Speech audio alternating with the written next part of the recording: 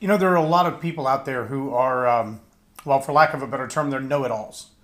They're the kind of leader who, it doesn't matter what question you ask, they have an answer. And even if they're wrong, they'll give you an answer. They'll give you an answer to make you feel like they know what they're talking about, even to the point of authoritatively lying to you. They'll tell you straight up, no, it was the wind. It was the wind, and you better believe it was the wind. And then there are those leaders who are willing to honestly say, that's a really good question. I don't know the answer to that question. Perhaps I'll circle back and give you an answer to that question later, or let me do some research and I'll find an answer to that question. And then there are those who will say, let me defer to the real experts because I know that I don't know. I think the worst kind of leader is the one who's not willing to say I don't know because they don't know what they don't know. That's a problem. Welcome to Leading Leaders Podcast. 5-minute videos, 5 days a week.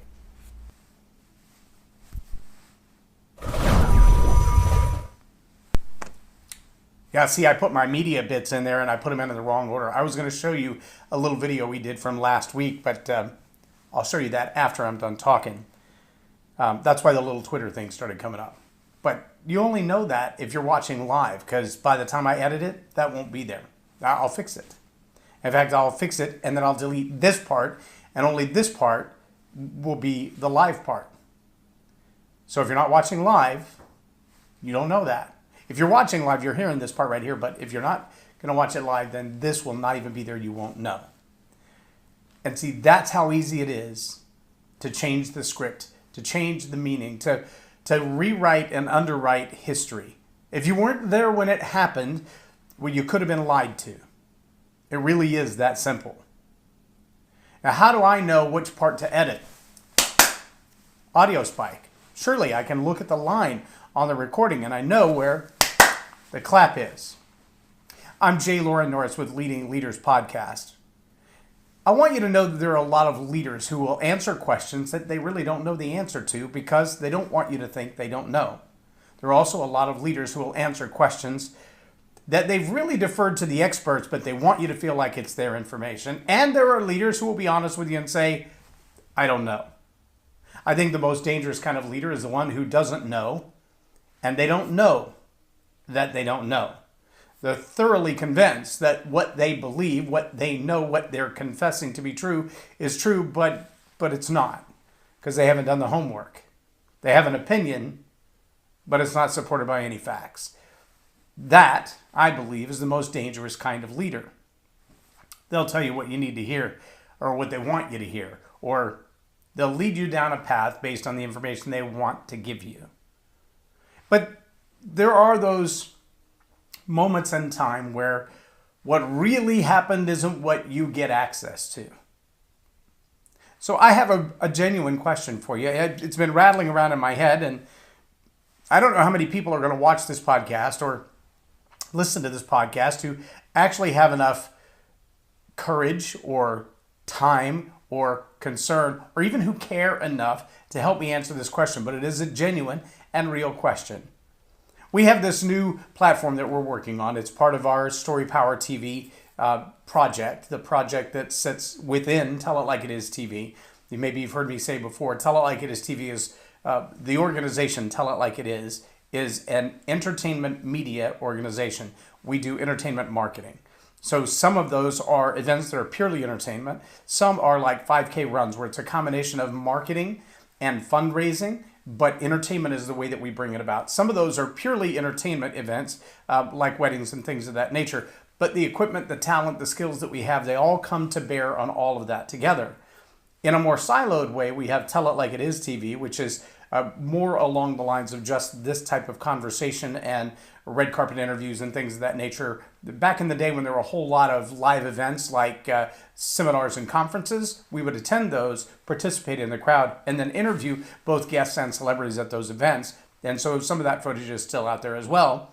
Transforming Grace is another of those pillars, and that's an interview style where we talk about challenges within families and couples. And then Story Power TV is kind of a newest format. So here's my real question. The Story Power TV really Our desire is to create a platform for people who have a story, but they don't really have a voice. Meaning they have something important to say, but they don't really have a place to say it. And part of my mind says I see this as a community open mic, an opportunity to go out into a place where there's really not a coffee shop or a place to hang out where they'll give you a microphone and let you say whatever you want to say. But my challenge is, what would the rules be? What are the parameters? What level of responsibility do I have for what somebody else might say if I hand them the microphone? And I know that's been a challenge. Right now, the question of the Article 230, I think it is, that gives immunity to social media companies so they can't be held liable for what someone else might say on their platform. There's good sense to that, to be able to say, well, I want to open a forum that says, please share your story. Tell me what's going on in your world. But I don't want that to be a forum for people to spew hate or to make up lies or to share propaganda that's harmful. That's not what I'm looking for. What I want is an opportunity for people to be able to tell the truth, to hear other people resonate with that story and go, I've been right there. I know exactly what you're talking about. I felt the same pain. I was looking for the same solution. I'm glad you can share yours with me.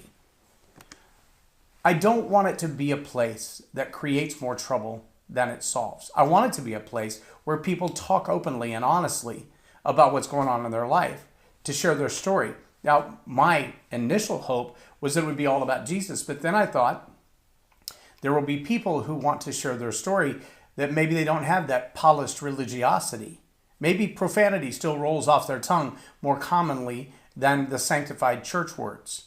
Maybe what's going on in their world, their story is not as pure and pristine as the white-driven snow. So what do you do with them? Do you give them the mic? Do you let them have a voice? Or do you restrain them because they might have something to say that to some would be found offensive? And I know that is the whole argument of social media right now. It's a challenge for leaders to be able to say, I want to create a safe space for you to speak your voice, to share your opinion. I want to hear what you have to say so that I can listen and adapt and change. That's what diversity and inclusion is about, that everyone has a voice, that everyone's opinion at least gets into the hopper to be considered. But I also know that there are the challenges of saying, what if some of those opinions are, well, they're just dangerous? What if some of those opinions are based on lack of facts? What if they've done no homework? They just have a way that they feel because of the environment they've grown up in. Well, that presents a dilemma for me. At what place do I say, I want you to have a voice, even if it's a marginalized voice? In fact, I want you to have a voice, especially if it's a marginalized voice. Oh, I would love it if I could hand everyone a mic and everyone would agree with me and everyone would share exactly the same opinions. If we dropped the stage on the bus in the middle of a parking lot and 1,000 people stood around and said exactly what I believe, that would be incredible, right? No, because that would be deceptive. What I want is to give people a voice that have never had a voice. I want to give an opportunity for people to say, nobody's ever heard what's going on in my world. No one's ever heard it from my point of view.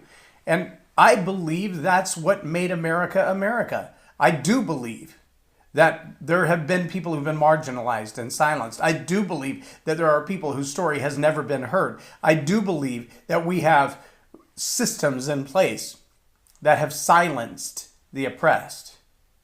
But I also believe that we are a people of hope, and that the prosperity that we've seen in America is because we have given opportunity to people to voice their opinions, to share their ideas. If you don't like the way it's done, run for Congress, run for Senate, run for the local mayorship. Get involved in what's going on in your community and invest what you know. Share your experiences, tell your story. Help us to see and reshape what our country is. That's the beauty of our representative republic, that we have representatives who can say, hang on, that's not the story I've lived through. That's not the way the world has been seen by me. And I want to tell the story a little bit differently. I believe that's what free speech is about. The question is, where's the legal liability? So that's my question for you. If I open up the mic, if I show up in a parking lot, whether it's Oak Cliff or it's Plano or it's Salt Lake City, and I hand over the microphone and I say, here, this is Story Power TV. You're invited to share your story. the way you've experienced it, but it's disagreeable to me, or it's offensive to someone else, or even if it's agreeable to me but offensive to someone else, where do I draw the line? Where do I say, I'm sorry, your story doesn't fit. I'm sorry, your story doesn't go on our platform. I'm sorry, your story isn't welcome here. Where do you draw that line? I think good leaders are knowledgeable, but they're not know-it-alls. Good leaders do their homework. They ask the questions. They do the research. And I'm including you right now in my research to ask the question, where do you draw the line? When you have a free speech platform, an open mic to say, I just want to hear your story. I'm not judging your story. I'm not telling you if your story is good or bad. I just want to hear your story. I want you to share what's going on in your world. Where do you draw the line between what's welcome and what's not?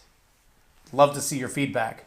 If nothing else, take the time to consider it and ask yourself, if you had friends in your front yard, neighbors walk through your front yard who wanted to share their story, at what point would you cut them off and say, I don't want to hear any of that? I'm J Loren Norris with Leading Leaders Podcast for Tell It Like It Is TV. Have a blessed day.